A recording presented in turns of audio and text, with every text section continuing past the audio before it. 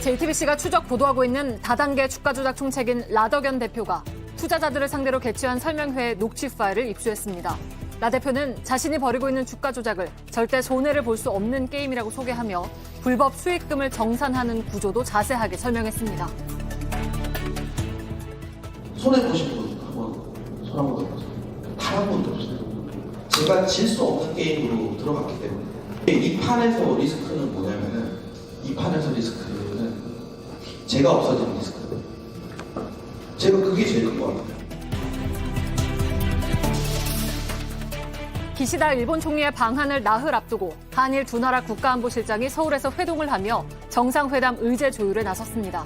이런 가운데 일본 정부는 더불어민주당 의원의 독도를 방문한 것과 관련해서 독도는 일본 땅이라며 우리 정부에 공식 항의했습니다.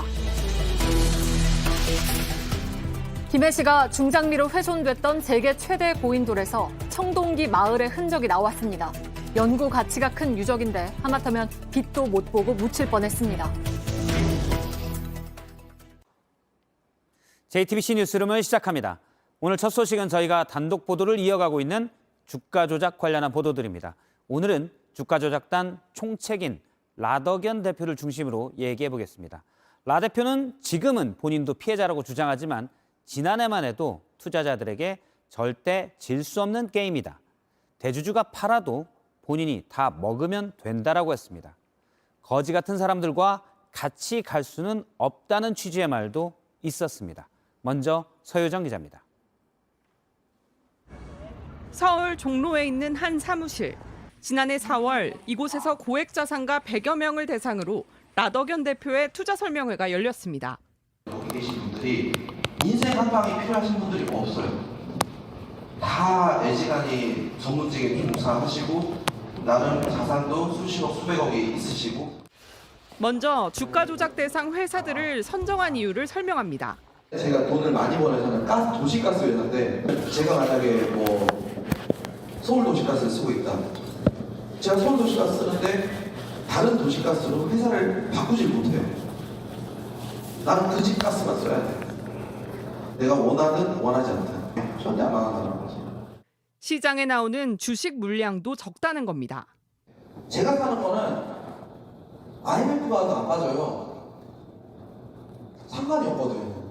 그렇잖아요. 그러니까 어차피 주식이라는 거는 사는 사람과 파는 사람의 접점이에요. 합의된 포인트. 그게 가격인데 파는 놈이 없는데 살 놈밖에 없는데. 대주주가 팔아도 떨어질 우려가 없다고 말합니다. 회장님이 1,000억 중에서 800억 가지고 있고 제가 150억 들고 있어요. 저는 사고 싶어가지고 대기 태우는 돈이 엄청 많은데 이 주가가 빠지겠냐고. 제가 다 먹어버린 건데 20년도에 저희가 거의 한 수익률이 한 400% 나와요. 자신은 질 수 없는 게임을 벌이고 있고 유일한 리스크는 자신이라고 강조합니다. 손해보신 분 한번 손 한번 들어보세요. 단 한 번도 없어요. 제가 질 수 없는 게임으로 들어갔기 때문에 여기에 이 판에서 리스크는 뭐냐면은 이 판에서 리스크는 제가 없어지는 리스크. 제가 그게 제일 큰 것 같아요. 라 대표는 해당 설명회의 취지를 묻는 취재진의 해명 요청에 답이 없었습니다. 우리는 우리끼리 하고 싶어. 모르는 사람 태우고 싶지도 1등석 타고 가는데 옆자리에 그지 같은 애 있으면 짜증나잖아요. 대돈이 너무 많아지고 저는 일하기 귀찮았거든요. 지금도 좀 많이 힘들어요. JTBC 서유정입니다. 라 대표는 질 수 없는 게임이라고 했지만 결과적으로는 크게 졌죠. 하지만 그가 주가가 계속 오를 거라고 자신한 배경에는 바로 주가 조작인 통정 매매가 있었습니다. 투자자들의 돈을 모아 본인이 팔고 또 본인이 더 비싸게 사면 주가는 계속 오른다는 겁니다.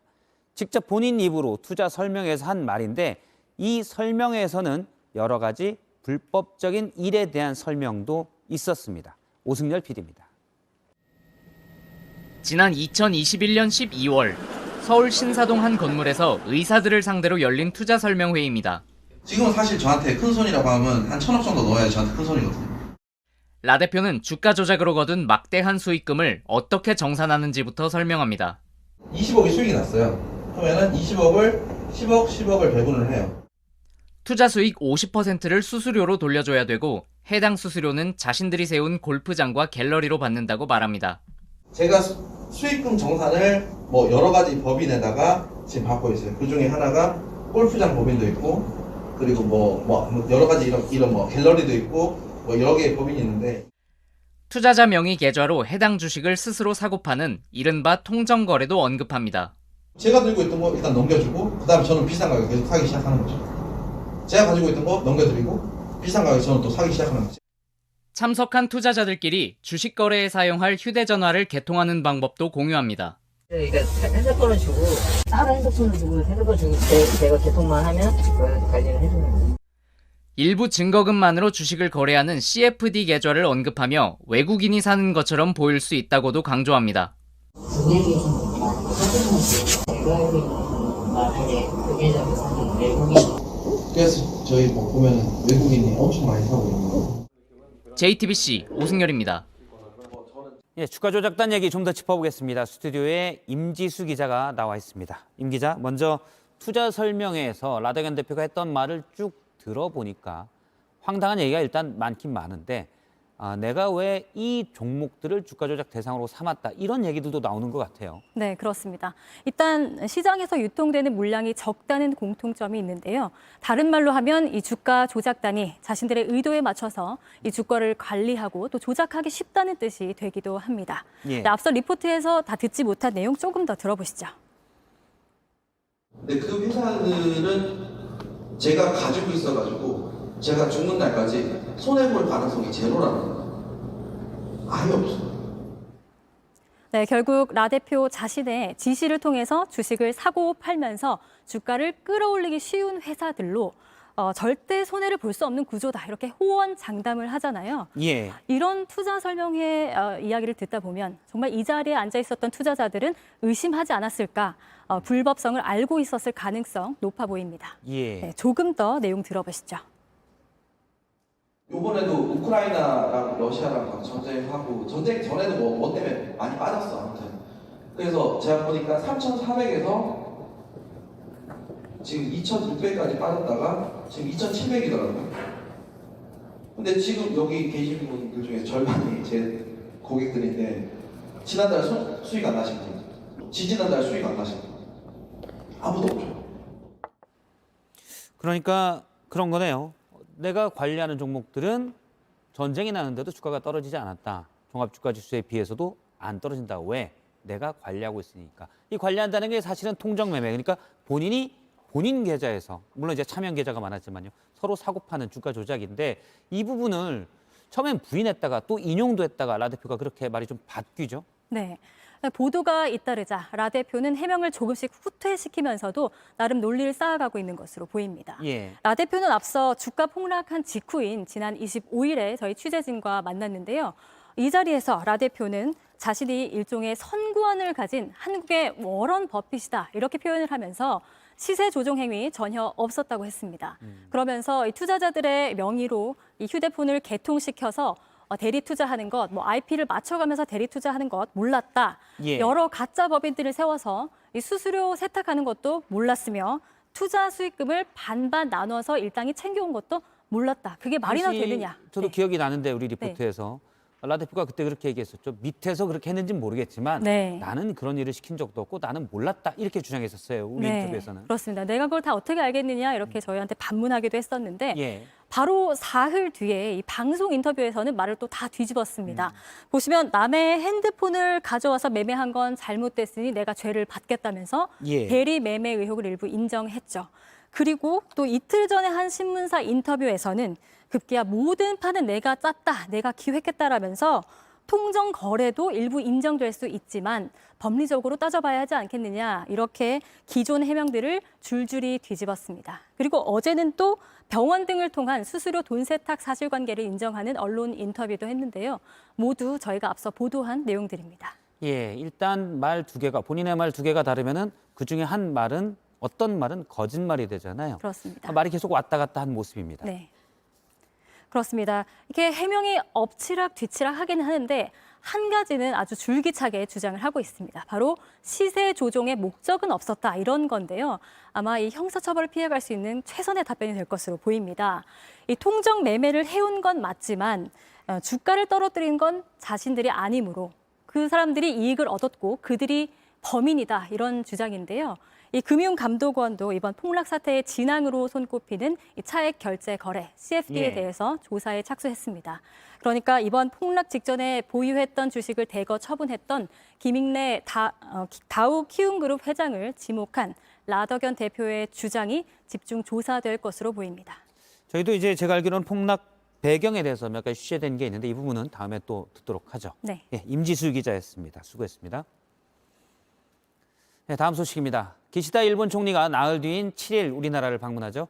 그에 앞서 오늘 서울에서 두 나라의 안보 사령탑들이 만나 정상회담 의제를 조율했습니다. 안보, 경제, 미래와 같은 얘기들은 많이 나올 것으로 보이는데 역사인식에 대한 일본의 성의 있는 호응은 기대하기 어려울 것 같습니다. 최수연 기자입니다.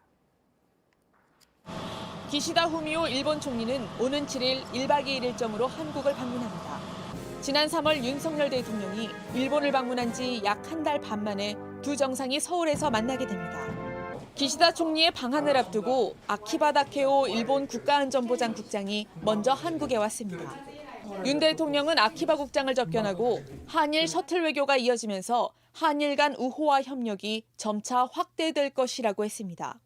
조태용 국가안보실장과 아키바 국장, 두 안보사령탑은 정상회담 의제 조율에 나섰습니다. 과거사 문제보다는 안보와 경제 협력에 방점이 찍히는 양상입니다. 두 실장은 북한의 핵 위협에 대해 강력하고 실효적인 대북 제재 실행과 안보리 결의 이행 등 단합된 대응을 강조했습니다. 이 과정에서 한일, 한미일의 긴밀한 공조를 부각했습니다. 양측은 지난 3월 신설하기로 합의한 경제 안보 대화도 첫 회의를 하며 공식 출범시켰습니다. 대통령실은 셔틀 외교 복원과 미래지향적 관계에 의미를 부여하고 있습니다. 하지만 과거사에 대한 성의 있는 조치 없이 안보와 경제 현안만 속도를 낼 경우 한일 관계 개선엔 한계가 있다는 지적이 나옵니다. 대통령실 일각에선 일본의 전향적인 태도에 대한 기대감도 감지되지만 기시다 총리의 호응은 여전히 불투명합니다. JTBC 최수연입니다. 네, 기시다 총리 방한을 앞두고 이런 일도 있었습니다. 어제 한 민주당 의원이 독도를 방문했는데 일본 정부가 주일 한국 대사관에 해당 의원이 독도 상륙을 강행하도록 왜 놔뒀냐며 강력하게 항의했다고 합니다. 독도에 가는데 왜 그들이 항의를 하는지 납득은 안 되는데 뭔가 참 열심이다라는 생각은 듭니다. 홍지용 기자입니다.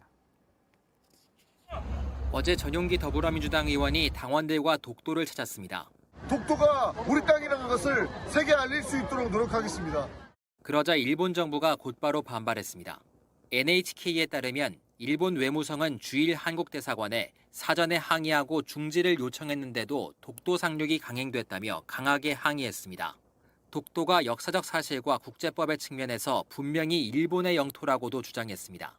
일본 정부는 2년 전에도 당시 야당이었던 국민의힘 의원이 독도를 찾자 외교 경로로 항의했습니다. 지난달 발표한 외교청서에서도 독도가 일본 땅이라고 주장한 바 있습니다. 이 때문에 기시다 총리의 답방으로 한일 관계 개선에 대한 기대감이 나오는 상황에서도 일본이 여전히 왜곡된 주장을 굽히지 않는다는 지적이 나옵니다.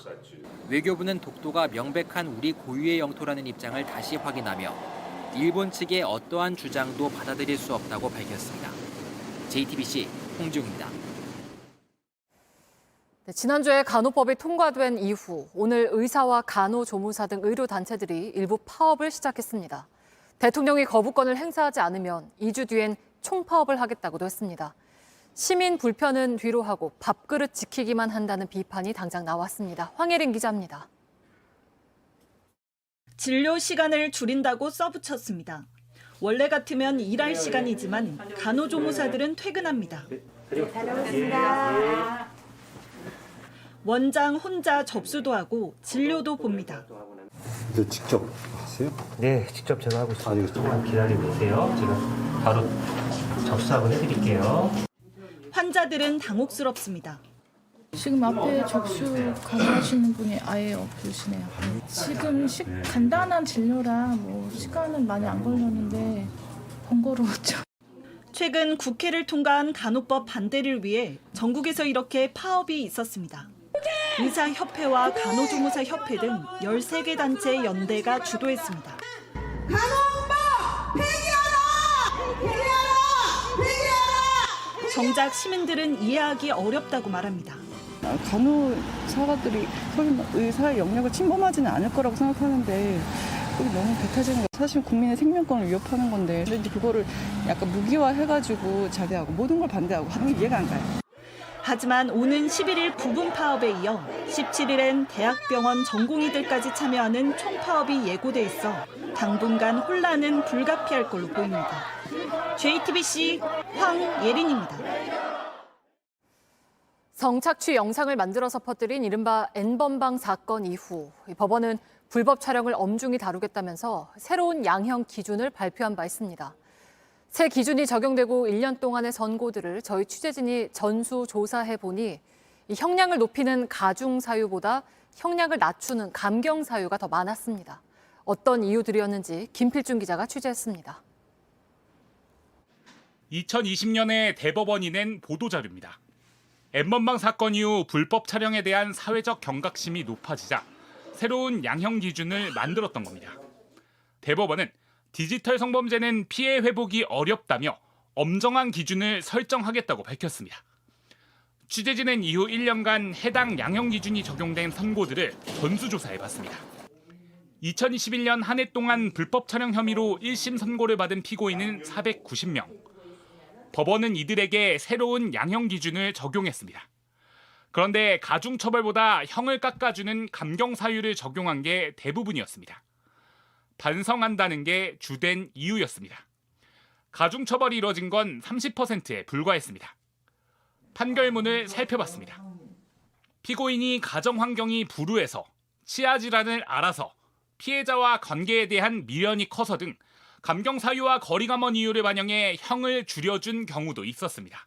피해자 인생을 망친 이 범죄에 대해서 다양한 이유로 면죄부를 주고 있습니다. 피해자들의 입장을 적극 반영하는 JTBC 김필준입니다. 다음 주 말부턴 미국에 갈 때 코로나 백신 접종 증명서가 없어도 됩니다. 미국이 마지막으로 남아있던 코로나 방역 조치를 없앤 건데요. 우리 방역 당국은 코로나에 걸리면 일주일 격리하던 걸 닷새로 줄이기로 했습니다. 정인아 기자입니다. 지금은 미국에 가려면 코로나19 백신 접종 증명서를 내야 합니다. 간소화됐다고는 하지만 결국 제가 발급해야 되는 부분이고 번거로운 부분이 없지 않아 있었던 것 같습니다.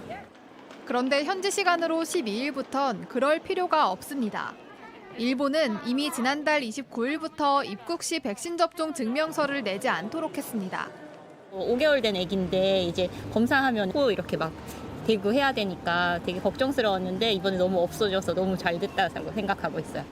이미 유럽은 해외 입국자에 대한 방역 조치를 모두 풀었고 중국도 지난달 29일부터 비행기 탑승 전 48시간 이내에 자가진단 음성 결과만 나오면 입국할 수 있도록 했습니다.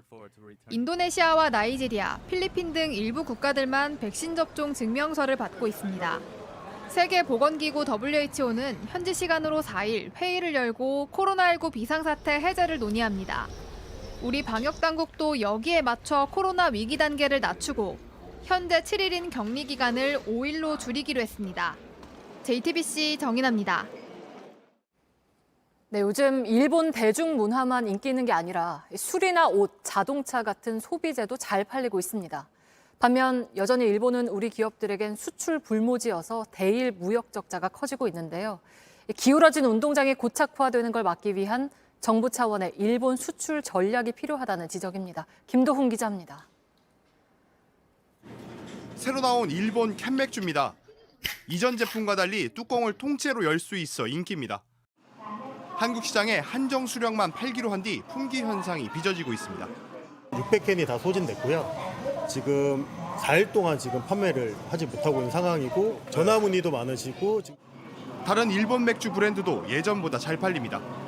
수입 맥주 중 일본산 비중은 2020년 2.5%였지만 지난해엔 7.4%까지 올라갔습니다. 일본 패스트 패션 의류도 매장을 늘리고 있습니다.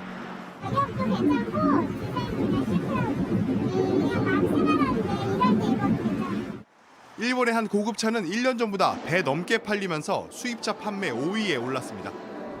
반면 우리 기업의 대일본 수출은 여전히 부진합니다. 지난해 현대차그룹은 일본에 13년 만에 다시 진출했지만 500여 대를 파는 데 그쳤습니다. 글로벌 평균 20%대 점유율인 삼성전자 스마트폰도 일본 내 점유율은 10% 수준입니다. 이러다 보니 올 들어 지난달까지 넉 달간 대일본 무역 수지는 75억 달러 적자입니다. 지금 상태에서 한일 경제 교류가 활성화되면 대일 무역 적자는 더 커질 수 있습니다. 정부가 키를 잡고 우리 제품의 일본 수출을 늘리기 위한 전략을 마련해야 한다는 게 전문가들의 조언입니다. JTBC 김도훈입니다. 지난해 김해 씨가 공원을 만들겠다면서 세계 최대의 고인돌을 훼손시켰습니다. 그런데 그 아래에서 연구 가치가 큰 청동기 시대의 마을 터가 나왔습니다. 소중한 유적이 빛도 못 보고 묻힐 뻔했습니다. 정수아 기자입니다. 고층 아파트 사이로 거대한 돌덩이가 모습을 드러냅니다. 머릿돌 무게가 400톤에 달하는 세계 최대 규모 고인돌입니다. 김해시는 지난해 이곳을 공원으로 만들겠다며 중장비로 파헤치고 바닥돌을 드러내 솔로 벅벅 닦아 훼손했습니다. 뒤늦게 공사를 중단하고 발굴해보니 고인돌 아래에서 청동기 마을터가 드러났습니다. 모여 살던 집터는 물론 밥을 짓거나 야생동물을 쫓기 위해 불을 피웠던 자국도 곳곳에 남아 있습니다. 공사로 많이 훼손됐지만 청동기 시대 사람들의 생활상을 그대로 보여줍니다. 특히 마을이 만들어진 시기를 약 2,500년 전으로 특정할 수 있어 연구 가치가 큽니다. 청동기에서 초기 철기 시대로 넘어가는 그 시점에 있는 중요한 유적이라고 말씀드릴 수가 있을 것 같습니다. 고인돌에 대한 새로운 사실도 확인됐습니다. 400톤의 머릿돌을 사람의 힘으로 여러 번 옮긴 흔적이 발견됐고 배수를 위해 북쪽을 조금 높게 만드는 등 우리 조상들의 기술력을 엿볼 수 있습니다. JTBC 정수아입니다.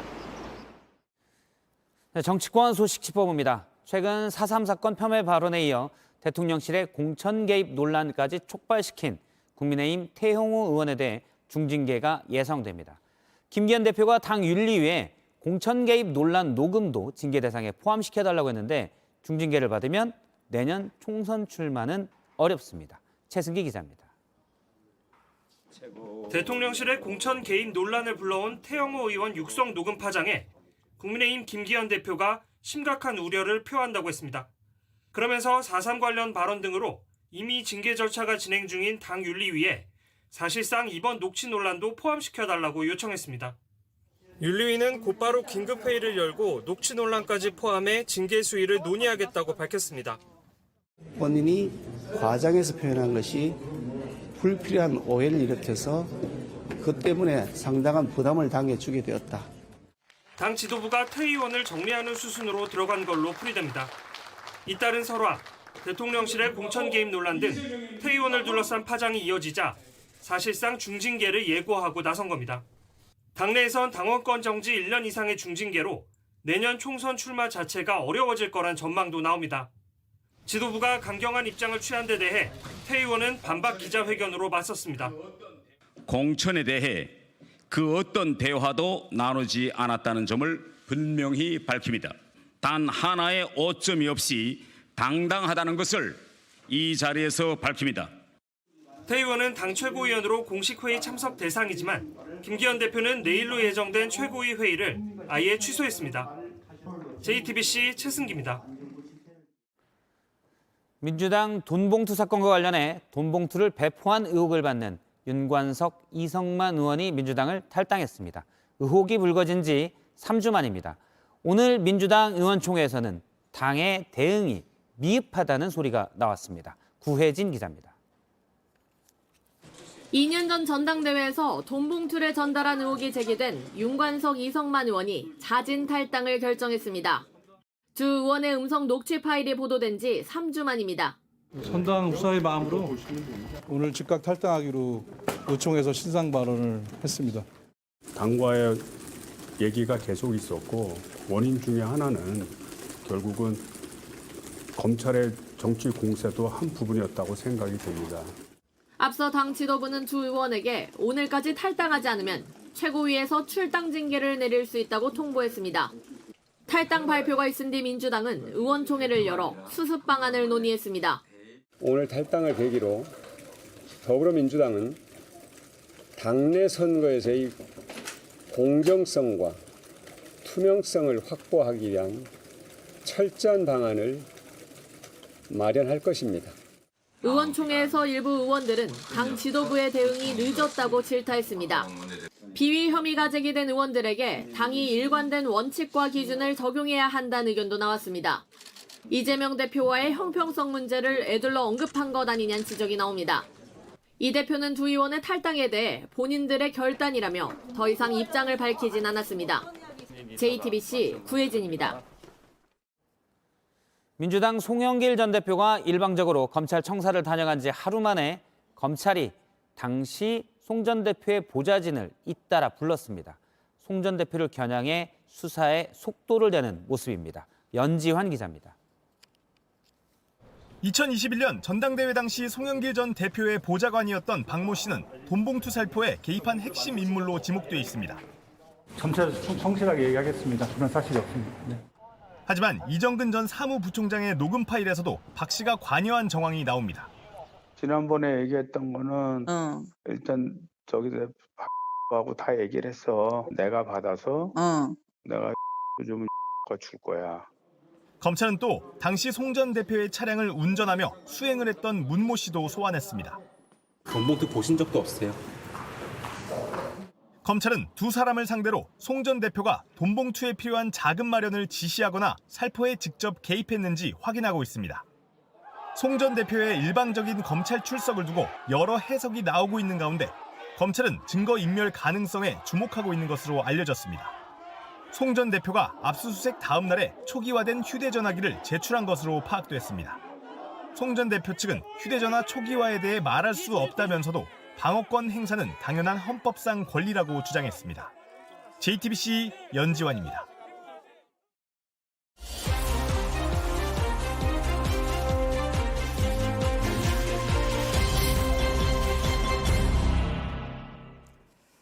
동이틀 무렵에야 하루를 마치는 사람들이 있습니다. 고단했지만 뿌듯했던 각자의 하루를 싣고 막차 버스는 오늘도 달립니다. 밀착 카메라 권민재 기자가 함께 타봤습니다. 지하철도 시내버스도 끊어진 새벽, 사람들이 하나둘 모여듭니다. 전광판을 올려다보거나 휴대전화를 만지작거립니다. 시간을 보내는 방식은 달라도 기다리는 건 단 하나, 서울에서 경기도로 향하는 마지막 버스입니다. 20분까지 가는데 막차 딱 이 타이밍 이 버스만 남아있어갖고 막차를 놓치지 않은 것만으로 마음이 놓이는 밤입니다. 놓칠 뻔한 적도 있어요. 회사에서 그냥 밤샘 연습하거나 아니면 찜질방 가거나 아니면 버스에서 잠시 힘들었던 하루를 돌아봅니다. 너무 부족했다는 생각이 가득해서 내일은 더 잘해야지. 특히 학생들에겐 나날이 오르는 택시비 때문에 막차가 더 간절합니다. 차가 있었을 때 그럴 때 좀 택시를 안 타도 되니까 그럴 때 좀 좋았던 것 같습니다. 돈 굳었다. 승객의 간절함을 아는 운전기사는 혹시나 뛰어오는 승객이 있을까 봐 쉽게 출발하지 못합니다. 막차는 대부분 한 5분 정도 지나서 이렇게 오니까 승객을 다 태우고 오려고 하죠. 막차버스의 단골 손님은 대리운전 기사들입니다. 저 같은 경우는 그냥 이 수도권은 다 돌아요. 혹시나 또 콜이 올까 봐 버스 안에서도 휴대폰을 놓지 못합니다. 뜨는 거 확인하는 거예요. 콜. 없으면 이제 수원역 가서 이제 버스 타고 집에 가야죠. 새벽 4시 40분이 넘은 시각입니다. 이 시간에도 버스 안에는 사람이 타 있는데요. 사당역에서 수원역까지 가는 버스인데 이게 첫 차가 아니고 막차라고 합니다. 버스를 탄 사람들에겐 각자의 사연이 있습니다. 밤새 드라마 촬영을 마친 단역 배우도 퇴근길에 올랐습니다. 보조 출연이면 출연이고 어쨌든 막 대사 주시거나 하면 하고 오래 고정된 작품이어서 그러면 되게 소중한 기회겠어요. 그렇죠. 새벽까지 구급차를 몰던 시민은 이제야 한숨을 돌립니다. 오늘은 뭐 응급실에 한 건 있으셨어요? 혈액 이송 보면 항상 매일 같은 시간에 버스를 타시는 분들 정말 부지런하고 열심히 사시는 분들이구나 느껴요.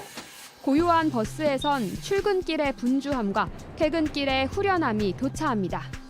지하철 첫 차 타야 돼서 대화를 할 시간이 없어요. 오늘 그럼 가서 제일 먼저 만드는 빵은 뭐예요? 제일 먼저 만드는 바게트 먼저 만들어요. 바게트. 퇴근하시는 거예요? 그 가락시장에서 이제 배추, 네. 뭐 양배추 이런 거 하역해요. 몇개 사야 되니까 그 신도인지 모르고 해요. 승객을 모두 내린 버스는 동틀 무렵이 돼서야 차고지에 들어갑니다. 이제 막차를 몰았던 운전기사도 퇴근을 준비할 시간입니다. 시동 딱 끄셨을 때 무사히 잘 끝냈네 오늘 그러지. 막차 시간이 늦어진다는 건 그만큼 고단한 삶이 늘어난다는 것이겠죠. 그 속에서도 막차 버스는 하루의 끝과 또 다른 하루의 시작을 묵묵히 담아내고 있었습니다. 밀착 카메라 권민재입니다. 짧은 시간에 큰 수익을 내주겠다는 광고는 대부분 거짓말입니다. 가짜 주식 거래 프로그램으로 실제 투자를 하는 것처럼 꾸민 뒤 돈만 받아챙긴 일당이 붙잡혔습니다. 피해액만 200억 원이 넘습니다. 이혜성 기자입니다. 주가가 서서히 내려가나 싶더니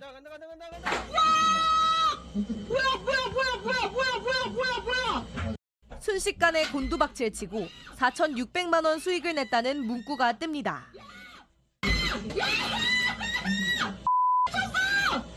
주가가 내려가는 만큼 수익을 보는 공매도 선물에 돈을 건 유튜브 영상입니다. 이렇게 단타로 높은 수익을 얻을 수 있다고 홍보하면서 투자자를 모았습니다. 아침부터 새벽까지 계속해요. 금융감독 확인을 받았고 증권회사들하고 같이 한다. 자기네만 따라오면 금방 수익이 날 것처럼 이렇게 광고 막 홍보하고 그러셔가지고. 그런데 실제로는 존재하지 않는 가짜 투자 프로그램이었습니다. 투자금을 넣으면 증권 회사 중개로 해외 선물 거래소에 돈이 투자되는 것처럼 보이게 했습니다. 하지만 실제 투자금은 일당 대포 계좌로 들어갔습니다. 수익금을 찾으려고 하는 투자자들에게는 더 큰 수익이 날 테니 기다리라고 했습니다. 자기네들이 봤을 때 고액으로 하시는 손님들 있잖아요. 그런 사람들이 컴플레인 걸면 100만 원, 200만 원. 확인된 피해자만 107명, 약 250억 원을 돌려받지 못했습니다. 대부분 투자 지식이 없는 노인과 주부였습니다. 경찰은 일당 40여 명을 붙잡고 13명을 구속했습니다. 해외로 도망간 공범 2명은 인터폴과 협조해 추적 중입니다. JTBC 이혜선입니다. 오늘 새벽 서울에서 30대 남성이 7개월 된 딸과 함께 아파트에서 떨어져 숨졌습니다. 어젯밤 경기 평택에서도 30대 여성이 7살짜리 아들과 함께 숨진 채 발견됐는데요. 전문가들은 명백한 자녀 살인이라고 말합니다. 유효한 기자입니다. 한 아파트 입구에 출입을 막는 폴리스 라인이 설치돼 있습니다. 아이가 깨지 않도록 조심해달라는 문구에 스티커가 붙어 있고 바닥엔 이유식 배송업체의 가방도 보입니다. 이곳에 살던 33살 남성 이모 씨는 오늘 새벽 4시쯤 1살배기 딸과 함께 아파트 옥상에서 떨어져 숨졌습니다. 경찰은 이 씨 집 내부에서 흉기에 찔린 채 숨진 30대 아내도 발견했는데 주변 인물들을 대상으로 정확한 사망 원인을 조사하고 있습니다. 장모 얘기로는 둘이 다툼이 있었다. 주민들은 숨진 아이의 죽음을 안타까워했습니다. 전력부터 나왔더니 과학차하고 경찰차하고 딱 깔렸더라고. 어젯밤 11시 30분쯤 경기도 평택에서도 아들을 먼저 데리고 간다는 유서를 남긴 30대 여성이 7살짜리 아들과 함께 숨진 채 발견됐습니다. 현행법엔 부모 살인과 달리 자녀 살인의 경우 가중처벌하는 조항이 따로 없습니다. 법 개정과 함께 동반 자살이 아니라 살인이란 인식 전환이 필요하다는 목소리도 나옵니다. 자녀가 나의 소유이기 때문에 자녀의 삶과 죽음을 본인이 선택할 수 있다라는 부모들의 왜곡된 인식이. JTBC 유요한입니다. 기후 변화로 인한 이상 징후들이 우리나라에서도 나타나고 있죠. 호수가 바닥을 드러내고 고산지대 나무가 말라 죽는 전에는 볼 수 없던 모습들을 정진명 기자가 담았습니다. 물이 찼던 호수 한복판은 너른 들판이 됐습니다. 흙은 갈라져 나가고 풀은 바싹 말라 죽었습니다. 지난 1984년 댐 건설로 수몰됐던 마을은 다시 드러났습니다. 40년 가까이 물속에 있던 실개천 다리는 이제 사람이 지나다닐 수 있습니다. 제가 지금 서 있는 곳은 물이 찼을 때는 수심 5m 이상 되는 곳인데요. 지난해부터 계속된 가뭄으로 이렇게 풀만 무성하게 자랐습니다. 화순 적벽엔 가로줄이 선명합니다. 물과 무태 경계였던 자국입니다. 지난 2019년 물이 많아 방류를 고려했던 동복호는 2년 만에 담수 80%가 사라졌습니다. 씨 뿌릴 시기는 다가오고 물 부족은 이제 주민 생존을 위협합니다. 산으로 올라갔더니 멀리 숲은 한겨울 눈 내린 것처럼 허였습니다. 가까이 다가가 보니 나무엔 잎이 없습니다. 해발 1600m 이상에서 자라는 토종 구상나무. 물이 부족해지면서 말라 죽고 비틀어져 재를 뒤집어 쓴 모습입니다. 멸종 위기입니다. 수온 스트레스라든지 기온 상승과 같은 이상 현상으로 인해서 좀 더 많은 고사 현상들이 일어나고 있습니다. 반면 해수면은 계속 올라가고 있습니다. 관광객이 걸으라고 만든 탐방로는 바다 밑에 있는 시간이 더 깁니다. 지난해 종일 관람이 가능한 날은 34일이었습니다. 지난 30년 동안 우리나라 해수면은 연평균 2.97mm 높아졌습니다. 세계 평균 1.7mm보다 2배 정도입니다. 흑산도는 10여 년 전부터 항구가 잠기기 시작했습니다. 약주를 드시고 배를 가다가 바다인지 육지인지 바다인지를 모르고 그러니까 막 걸어가 버려요. 기후변화가 되면 가뭄이나 폭우가 나타날 수 있는 그 주기 자체도 조금 더 증가한다고 알려져 있습니다. 기후변화는 이제 인간을 직접 겨냥하고 있습니다. JTBC 정진명입니다. 넷플릭스 같은 온라인 동영상 플랫폼 시장이 커지면서 볼거리가 한층 많아졌지만 정작 작가들은 저임금에 시달린다며 파업에 들어갔습니다. 그러자 백악관까지 중재에 나섰습니다. 로스앤젤레스에서 홍지은 특파원입니다.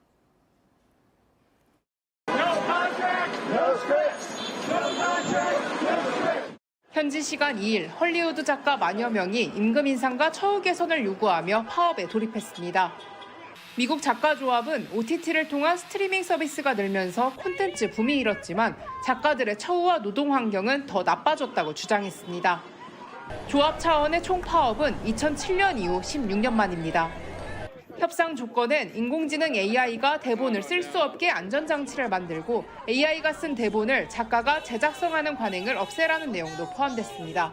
You know, we're looking at streaming, we're looking at AI, we're looking at mini rooms, and we're, you know, I think asking for very fair compensation, and basically the studios laughed at us.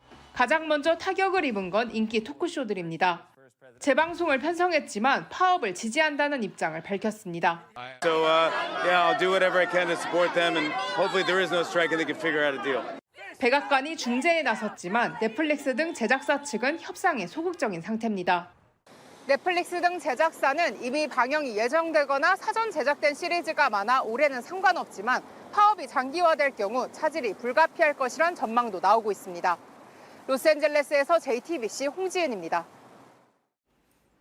어린이날을 앞두고 곳곳에서 운동회가 열렸습니다. 이런 떠들썩한 행사를 학생 수가 적은 시골 학교 아이들은 쉽게 경험하지 못하는 경우가 많은데요. 그래서 함께 하기로 했습니다. 작은 학교들 7개가 모여서 큰 운동회를 열었습니다. 아이들 표정을 신진 기자가 전해드립니다. 수십 명이 맞잡은 구름다리. 그래서 얇은 천에 믿고 뛰어들 수 있습니다. 그렇지, 천천히 조심히, 천천히.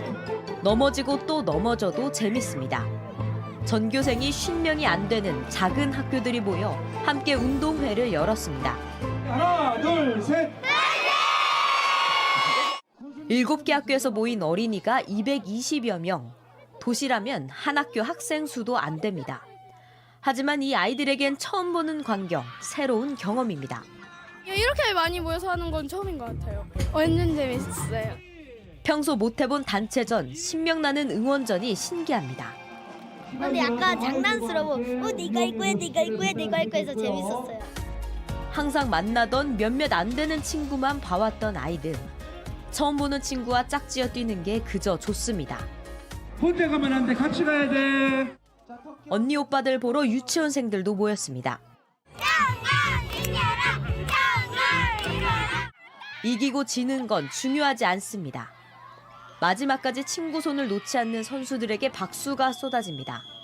단결이 무엇인지 소리 높여 응원하면 어떤 기분인지 알게 됐습니다. 모여도 20명밖에 안 되기 때문에 편을 나눈다는 게 쉽지 않은 일이거든요. 그걸 보는 교사들도 뿌듯합니다. 아무래도 봤던 친구들만 계속 보다 보니까 협동력 같은 게 조금 오히려 약화되기도 했었거든요. 앞으로도 해마다 운동회를 함께할 계획입니다. JTBC 신진입니다. 요즘 중국 SNS에서는 배우 마동석 씨의 사진을 프로필로 해놓는 게 인기라고 합니다. 마냥 재밌지만은 않은 배경이 뭔지 모발드 이슈 시작합니다.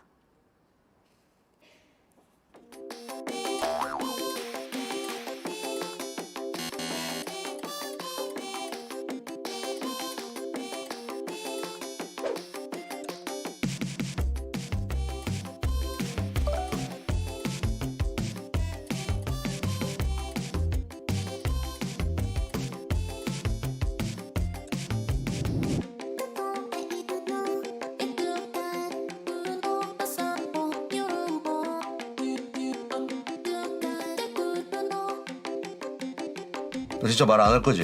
야, 병식아, 진실의 방으로. 똑바로.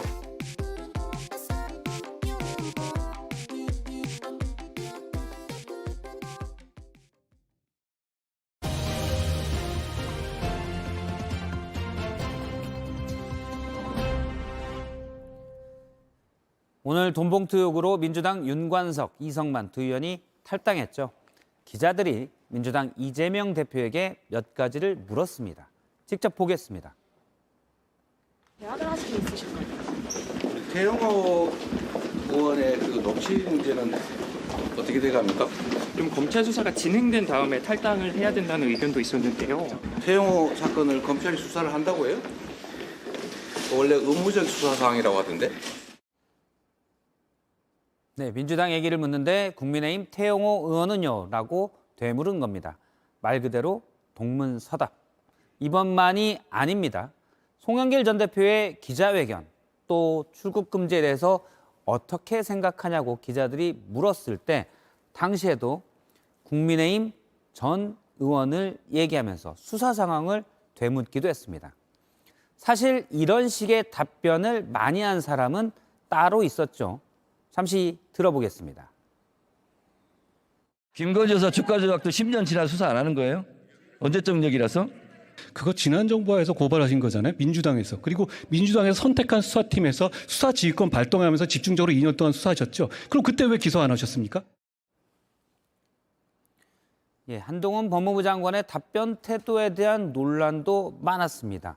당시 민주당도 이렇게 지적한 바가 있습니다. 그런데 요즘 이재명 대표의 답변 태도도 마찬가지로 보입니다. 원래 이재명 대표는 사이다로 인기를 끌었죠. 하지만 요즘 답변 태도만 보면 시원하지도 톡 쏘지도 않습니다. 참고로 저희는 태영호 의원 문제도 많이 물었습니다. 다시 보겠습니다. 새 이사진 구성을 계기로 한국을 탈퇴하는 모습을 불통과 졸속, 그리고 밀실. 그동안 축구협회 하면 따라오던 수식어입니다. 싹 뜯어고치겠다며 오늘 새 집행부를 발표했는데 신뢰를 되찾을 수 있을까요? 최하은 기자입니다. 기습 사면을 철회하며 고개를 숙였던 정몽규 축구협회 회장이 다시 단상에 섰습니다. 자신만 빼고 이사진 모두가 사퇴하겠다고 한 지 약 한 달 만입니다. 가장 책임이 큰 저로 역시 물러나야 하는 것이 아닌가 솔직히 고민이 많았습니다. 협회를 안정시키고 마무리하는 것이 새 집행부 25명 중 특히 눈에 띄는 건 부회장입니다. 행정 전문가인 김정배 전 문체부 차관이 맡게 됐습니다. 관료 출신의 장점을 살리겠다는 취지지만 정치와 축구의 분리라는 세계적 추세에 역행할 우려도 있습니다. 행정을 30년 했고 또 개인적으로는 축구를 그렇게 사랑하고 그 제안 자체를 저는 기꺼이 받아들였고요. 물러나기로 했던 윌러 전력강화위원장 등 7명은 결국 자리를 지켜 보여주기식 사퇴란 비판도 나옵니다. 4명 중에 3명이 바뀐 거면 상당히 많이 바뀌었다고 생각. 이 사면에 직접적으로 관여했거나 건의했거나 그런 분들은 아니기 때문에. 이 밖에 현역 선수이자 프로선수협의회 회장인 이근호와 지소연도 이사로 참여해 선수들을 대변합니다. 선수들의 목소리를 제일 전달을 잘 할 수 있다고 생각을 했기 때문에 허락을 했고요. 가서 정말 저희 목소리를 내고. JTBC 최하은입니다. 네, 오늘 기상센터에서는 아주 특별한 분을 모셨습니다. 환경보호를 실천하는 선한 영향력의 주인공, 그룹 B2B의 리더 서은광 씨입니다. 안녕하세요. 네, 안녕하세요. 가수 B2B의 서은광입니다. 자, 반갑습니다. 궁금한 게 참 많은데, 자, 우선 지난해 그 환경부에서 주관하는 명사특강에서 온라인 강사로 나섰잖아요. 네. 자, 이렇게 환경에 좀 특별히 관심을 갖게 된 계기가 있을까요? 뭐 특별한 계기라기보단요. 그냥 어릴 때부터 이제 길가나 강가에 쓰레기가 있으면 도대체 왜 여기다 쓰레기를 버리지? 참 착한 어린이였네요. 네. 그런 생각을 하면서 이제 크다 보니까 자연스럽게 이제 환경에 관심을 가지게 됐고 정말 나부터 잘하자라는 생각으로 사소한 일들부터 이렇게 환경 보호에 실천을 하고 있는 것 같습니다. 아, 그렇군요. 제가 듣기로도 평소에 그 텀블러를 자주 사용한다라고 들었습니다. 네네. 화면에도 나오고 있는데 텀블러를 이렇게 시원하게 사용하는 물을 마시는 모습이죠. 민낯에 되게 귀엽네요. 네. 마침 똑같은 텀블러 갖고 나오셨네요. 그렇습니다. 네. 네. 정말 제가 애용하는 벌써 3년 정도 쓴 것 같은데 네. 사용을 하고 있습니다. 네. 자, 이렇게 좀 평소에 텀블러를 비롯해서 다양하게 환경보호 활동하고 있는 것들 어떤 게 있을까요? 앞서 이제 명사특강 말씀하셨던 곳에서 제가 이제 소개를 해드렸는데 바로 제로 웨이스트입니다. 네, 되게 거창해 보이지만 굉장히 사소한 일들이거든요. 뭐 분리수거 깨끗하게 하기, 그리고 뭐 일회용품 줄이기, 그리고 스테인리스 빨대, 뭐 장바구니, 텀블러, 뭐 플라스틱보단 유리를 사용하는 거, 이렇게 사소한 일들이기 때문에 아마 이미 많은 분들께서도 함께하고 계시지 않을까라는 생각을 하고 있습니다. 네, 자, 이런 말들이 좀 널리 퍼지면서 또 선한 영향력이 되는 거겠죠. 감사합니다. 자, 이어서 또 음악 얘기를 우리가 빼놓을 수가 없는데 바로 어제죠. B2B의 새 앨범이 나왔습니다. 네이클로바이브스도 참 좋고 또 노래 5곡 전부 들어봤는데 참 좋았습니다. 감사합니다. 자, 새 앨범 소개해 주시죠. 네, 이번 12집 윈드 앤 위시라는 앨범은요. 일단 계절에 맞게 되게 청량한 곡들로 많이 구성했고요. 네잎클로버 보이시나요? 네, 이렇게 많은 분들에게 행운과 행복을 전해드리자라는 마음을 꾹꾹 담아서 만들어봤습니다. 그리고 특히 타이틀곡 나의 바람. 우와 우와 내 바람이 스칠 때 행복을 느낄 수 있게. 네네네. 많은 사랑 부탁드립니다. 갑작스러운 노래였지만 참 좋았습니다. 감사합니다. 자, 이어서 이제 많은 분들이 기대하는 바로 그 순간입니다. 네. 바로 자세한 내일 날씨를 이제 전해주셔야 되겠는데 준비가 되셨죠? 떨리네요. 네. 네, 편하게 해주시면 되겠습니다. 자, 은광 씨가 전하는 내일 날씨 전해주시죠. 내일은 전국에서 차츰 비가 시작돼 어린이날인 모레에는 전국에서 강한 비바람이 예상됩니다. 예상되는 비의 양은요, 남해안과 제주도에 50에서 150mm, 제주 산간은 400mm가 넘게 오는 곳도 있겠습니다. 그 밖에도 전국에서 30에서 100mm의 많은 비가 예상되고 있고요. 수도권 일부 지역은요, 120mm가 넘게 오는 곳도 있겠습니다. 그리고 아침 기온은 서울 15도, 대전 14도 등으로 오늘보다 2도에서 3도 높겠고요. 낮 기온은요, 서울 26도 등 오늘과 비슷하거나 조금 낮겠습니다. 네, 감사합니다. 이어서 주간 날씨가 바로 이어서 전해드립니다. 자, 앞서 말씀드린 것처럼 금요일 전국적으로 어린이날에 강한 비가 내리겠고요. 이번 비는 토요일 오전에는 다행히 대부분 그칠 것으로 전망이 됩니다. 자, 여기까지 오늘 날씨 전해드렸습니다. 네. 자, 끝으로 마지막 질문 하나 드리겠는데요. 자, B2B 하면 10년 넘게 오랜 기간 활동하는 장수돌로 유명한데, 자, B2B 앞으로의 계획 어떤 게 있을까요? 이제 10년 정도 넘게 활동하다 보니까 순위, 뭐 대박 이런 것보다는 그냥 지금처럼 오래오래 B2B로 음악을 함께 하고 싶다라는 생각이 되게 큽니다. 그래서 앞으로도 뭐 20주년, 30주년 오래오래 많은 분들에게 힘을 드릴 수 있는 음악으로 함께 할 수 있는 B2B 되도록 노력하겠습니다. 화이팅! 네, 함께 해주셔서 오늘 감사드립니다. 영광이었습니다. 자, 지금까지 날씨형과 은광 동생의 기상센터였습니다. 감사합니다. 감사합니다. 네, 유튜브로 뉴스룸 D가 이어집니다. 오늘은 마약 탐지견들과 핸들러분들을 만나보겠습니다. 네, 오늘 뉴스룸 D는 안나경 앵커가 진행합니다. 오늘 뉴스룸은 여기까지입니다. 여러분 고맙습니다.